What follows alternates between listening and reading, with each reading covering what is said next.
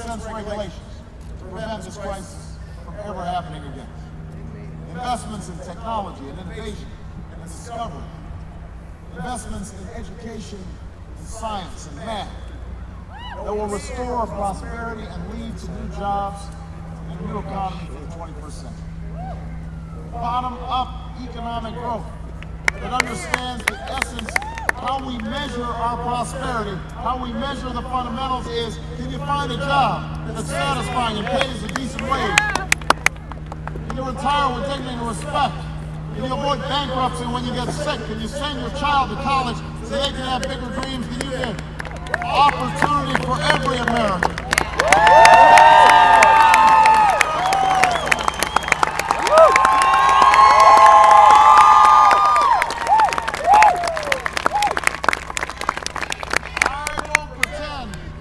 I won't pretend this is going to be easy.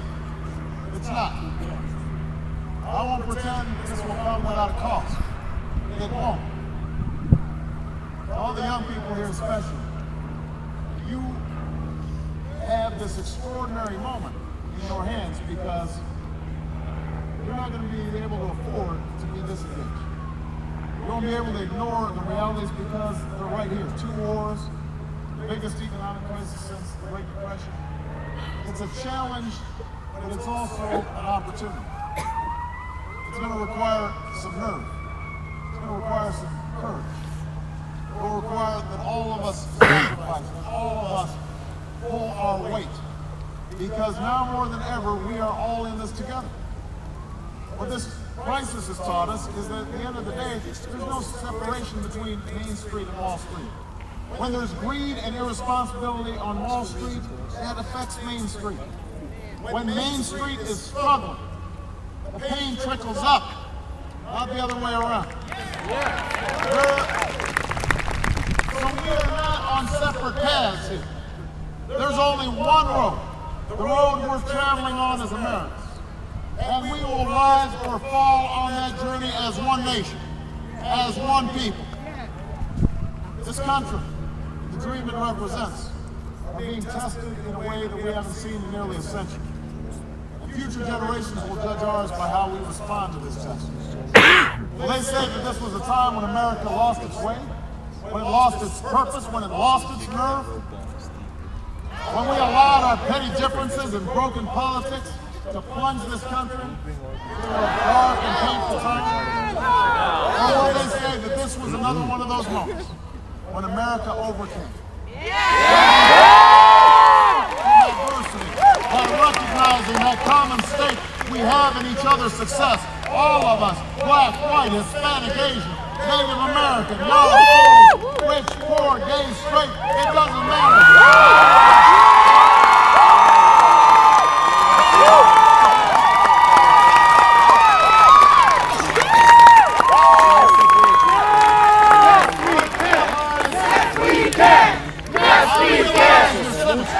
I realize many of you are fed up with politics. I understand you're disappointed and even angry with your leaders.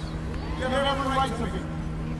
But despite all of this, I ask you what's been asked the American people in times of trial and turmoil throughout our history. I ask you to believe. I ask you to believe in yourselves. I ask you to believe in each other. I ask you to believe in the future we can build together. Now, together we cannot fail. Not now. Not when we have a crisis to solve and an economy to save. Not when there's so many Americans without jobs, without homes, without health care. Not when families can't afford to see a doctor, much less send their child to college. When they can't afford to pay the bills at the end of the month. Not when there's a generation that's counting on us to give them the same opportunities, the same chances that we've had for ourselves. I ask you to believe. Because the reason you and I are standing here is that somewhere along the way, somebody believed for us. Somewhere along the way, somebody stood up for our futures. Somewhere along the way, a parent said, I may not be able to go to college, but my child can go to college.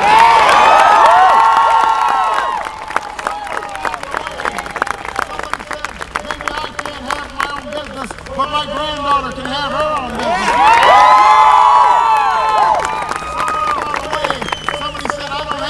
of speech, freedom of assembly, freedom of worship.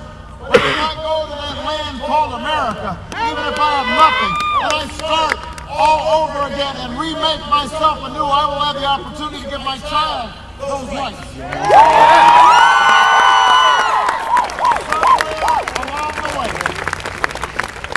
Somewhere along the way, there was a man or a woman who said to themselves, I'll probably never be a United States Senator, but maybe my son can be a senator. I may never run for president, but maybe my son can run for president. What the American dream's about, that's what we're fighting for, and if you are willing to join with me and roll up your sleeves, if you are willing to lock arms and go and start to rebuild this country, block by block, county by county, state by state, and I promise you this, we will not just win Michigan, we will win this general election, and you and I together.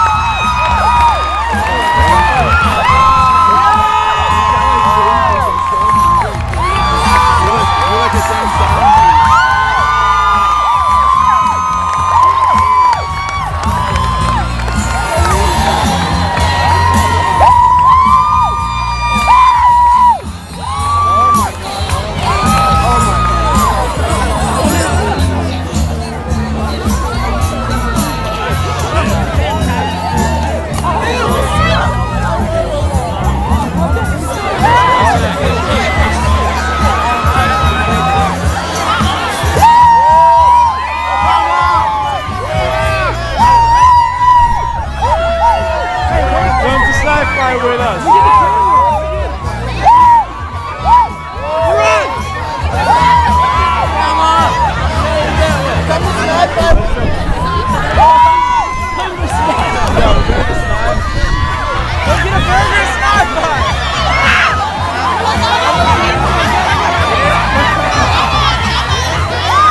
Oh, look, here's my bus pass. What's that? Pandemonium.